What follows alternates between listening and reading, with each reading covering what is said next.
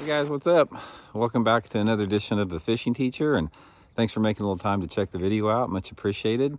Today we're going to be talking about line size and crankbaits and why it's important, sort of give you guys a foundational little seminar here to base your decisions on, because it has a lot to do with maximizing the performance out of your crankbaits and getting a lot of bites. So we're going to give you guys some good info on that. So real quick, guys, I just want to thank everybody out there that's taking the time to become a channel member here on the Fishing Teacher. If you're interested in becoming a channel member, you get my personal email address as part of being a channel member for your fishing questions. If you go to my YouTube homepage on the Fishing Teacher and just click on join, gives you all the info for that. So much appreciated. Okay guys, there's a lot of different factors as far as determining the right size of line with your crankbaits. Primarily, it has to do with your depth attainment, and it has to do with the type of cover that you're fishing. And there's some other elements there, but we're going to talk mainly about that. First of all, a lot of people probably know this. If you don't, it's a good little piece of advice to know. The lighter line you use, a smaller diameter line, the deeper your bait's going to get. It's just you don't have near as much friction in the water. You get a lot more depth out of your crankbait.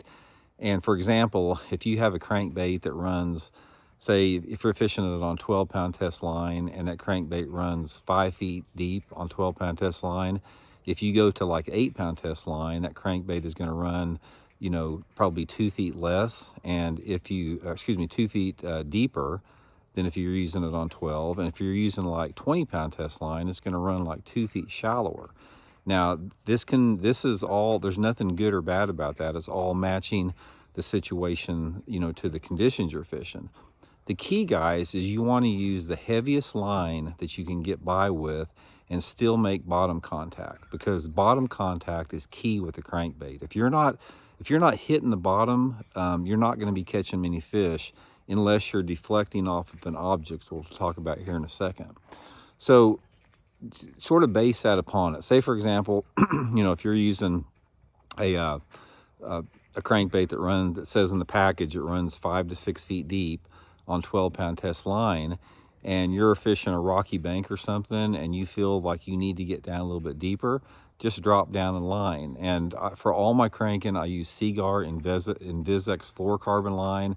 It's real small diameter, it's extremely strong, just performs really good with crankbaits out there. So that's my favorite line test with that. So that's the primary thing, guys, is make sure that you're bouncing the bottom. Now, the time that bouncing the bottom is not that critical is, say for example, if you're fishing along the edge of like a fall down tree or something like that, where the water may be 8 or 10 feet deep off the end of the tree, but the fish maybe are suspended in those limbs, and you're trying to cast up alongside of the limbs and make that crankbait deflect off the limbs.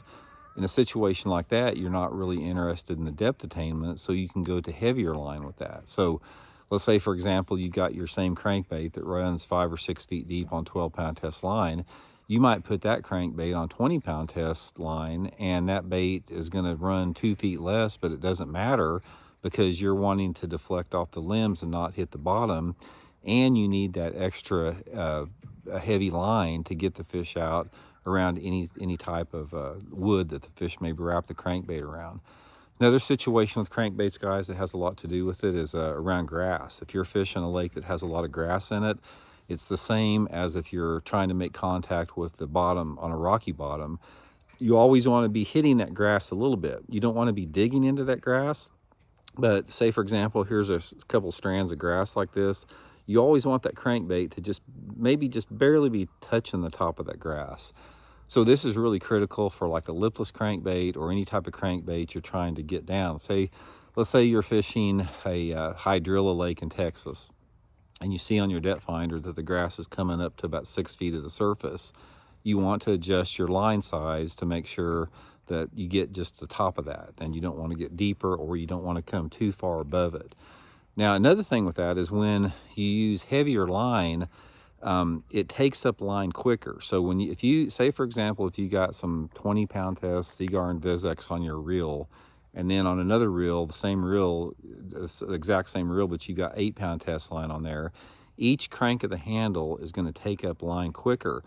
So if you're fishing a crankbait with heavier line, you don't have to reel as fast to get the bait to move just as fast. If you're fishing the exact same crankbait on 8-pound test line or 20-pound test line, you're going to have to reel a lot faster on the 8-pound test line to get the bait to move at the same speed with that. So the main thing, guys, just to reiterate here, to keep it simple, you always want to be hitting something, whether it's the bottom, whether it's limbs, something like that.